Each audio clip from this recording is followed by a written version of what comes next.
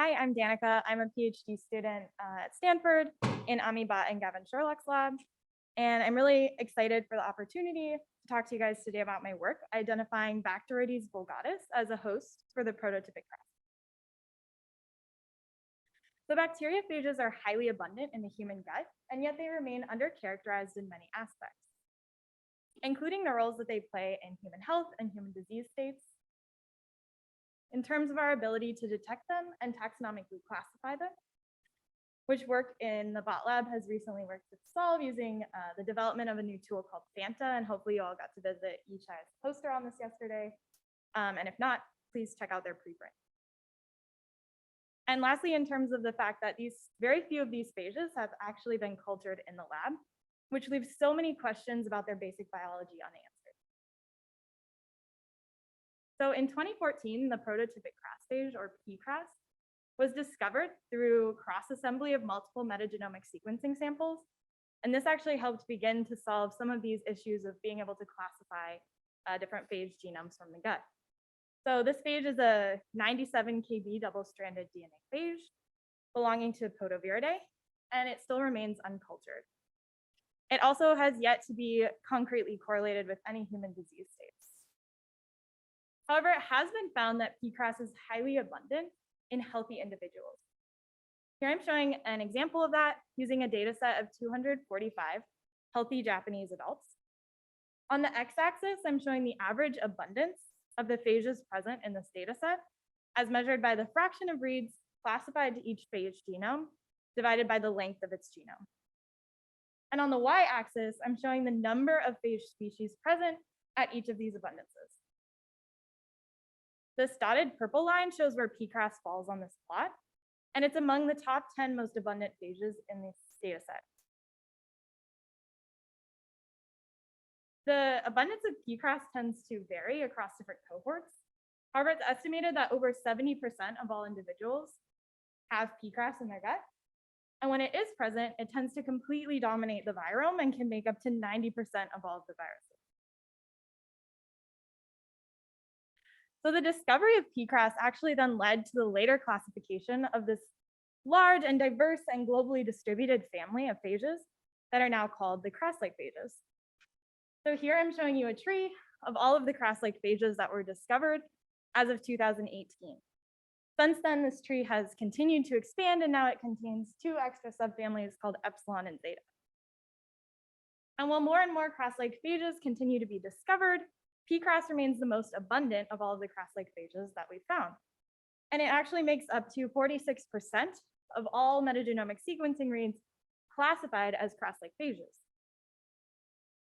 Additionally, very few of these crass-like phages have been cultured in the lab yet, despite their abundance. So the 3 phages I'm showing here in the beta family were all isolated due to their ability to form plaques on a plate. So I'm showing you an example here of what that looks like. So in the background color is all confluent bacterial growth. And then each of these circles, as indicated by this arrow, is where initially an individual phage particle landed and formed a plaque. So even at very dilute concentrations, these 3 phages are able to form complete zones of lysis on a plate.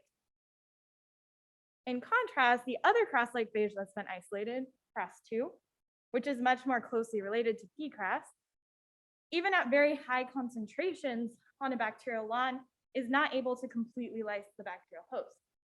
So here I'm showing a spot where a ton of phages, probably millions of phages, were spotted in this somewhat lysed zone that you can see. So even at very high concentrations, we're only getting partial lysis of the bacterial host by this phage.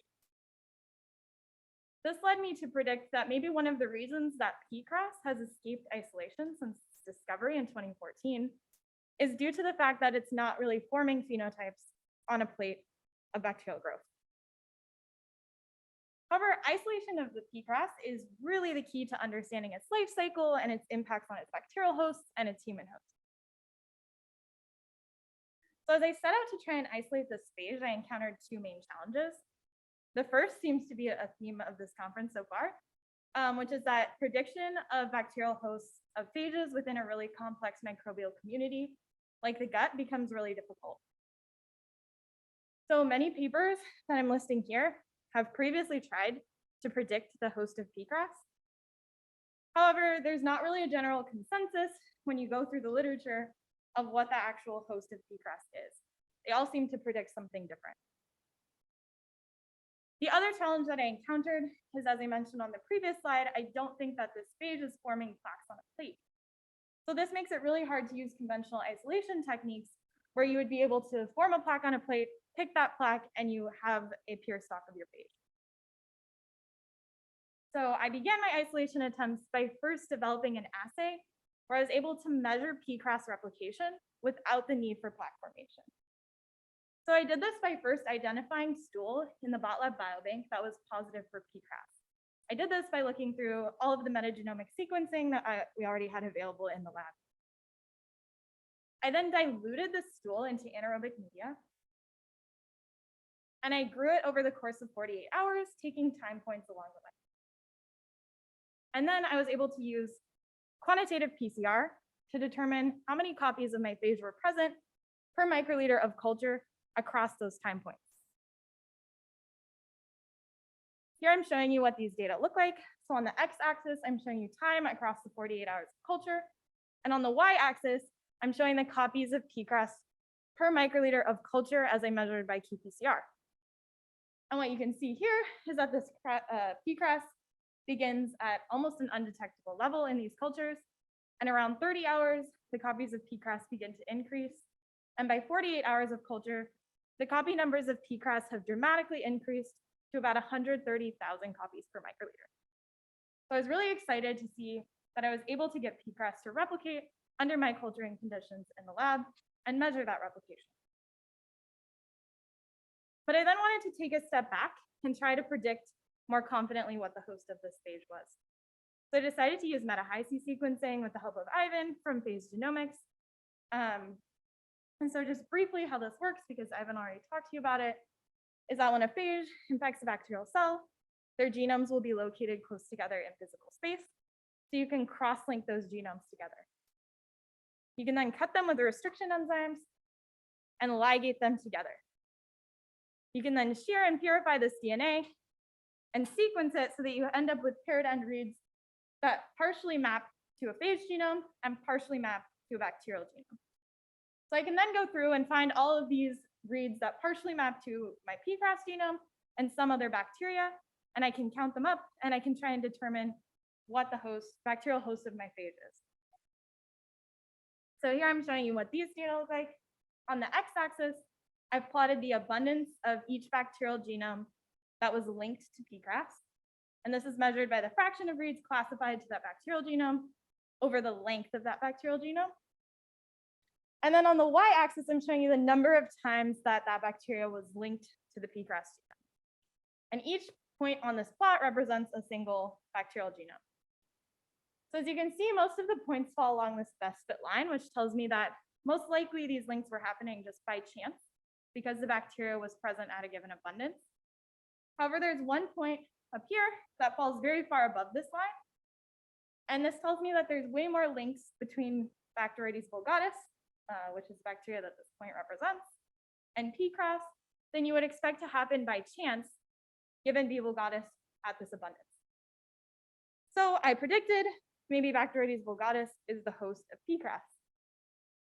I also decided to try and follow up this approach with two other approaches that you've heard about from other speakers, including CRISPR spacer analysis and homology between genes in the pCRAS genome and different bacterial genomes.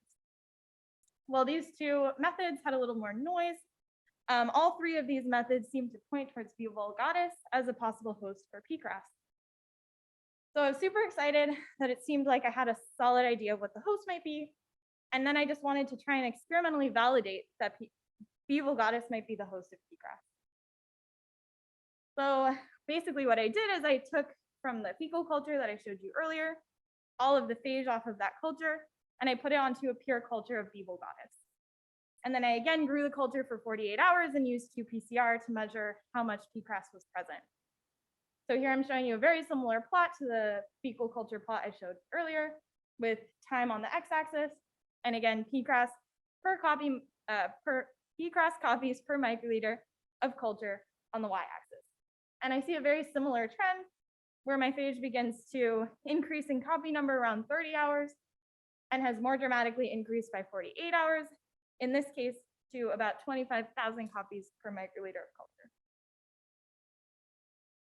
So I was really excited to see that B. vulgatus was the host of this phage, as this is a very prevalent and important gut bug to study. So it's estimated that B. vulgatus is present in up to 80% of individuals. And here I'm showing an example of a study where they looked at over 1,000 different metagenomic samples.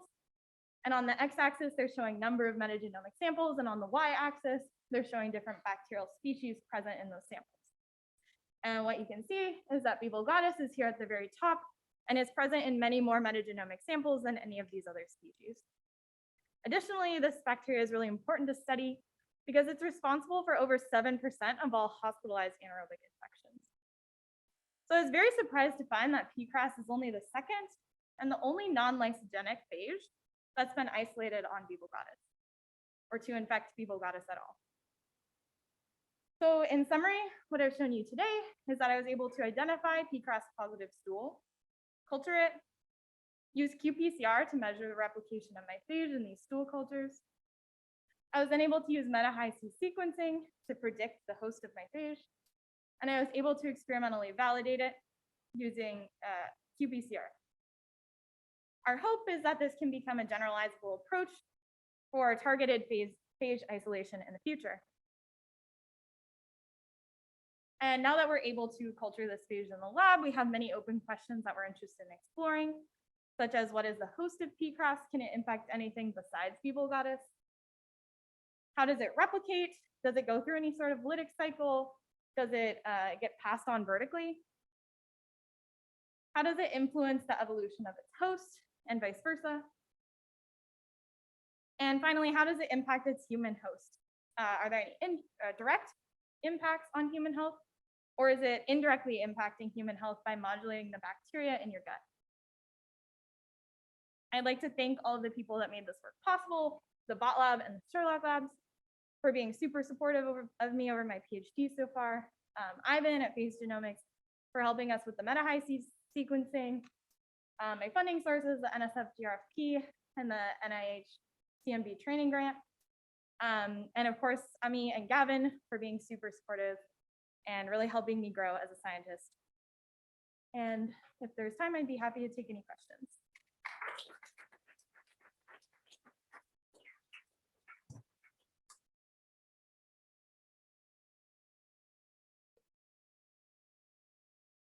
Excellent talk. All right, we have a question in the back, and I'm going to try to walk while asking the Zoom question. All right, great talk, Danica. Concerning the Hi-C results, do the portions of reads mapping to the P-cras tile across the P-cras genome, or are there certain loci that are preferentially captured by proximity ligation? Yeah, that's a great question, and that's something that I'm hoping to look at next. I haven't looked super closely. But yeah, I would definitely like to see if there are certain areas that tend to be located closer to the bacterial genome. Sorry, a couple quick things. So when you grew the P-cras on B. vulgaris, after the growth was done, did you check to see if there was something else now in the culture, or was it still azenic? Was it only B. vulgaris, or did something come along with the P-cras? Great, yeah, that's a great question. So I included a negative control where I put the phage suspension on its own into just blank media, and I didn't see any phage replication there. I also sequenced the samples, and I only saw B. vulgaris. Great. And then the other on diagonal point, what was it? Presumably you tested that as well. Sorry, what was that? The on diagonal point on the Hi-C, the one that was really high abundance. Oh yeah, that was a Prevotella species actually.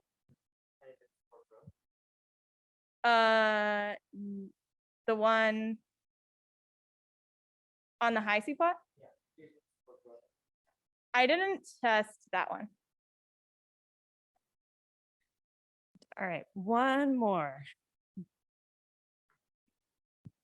Okay, I'll make it quick. Great talk, thank you. I was wondering, for these two plots where you're showing the qPCR data, did you also track the bacterial host abundance over time?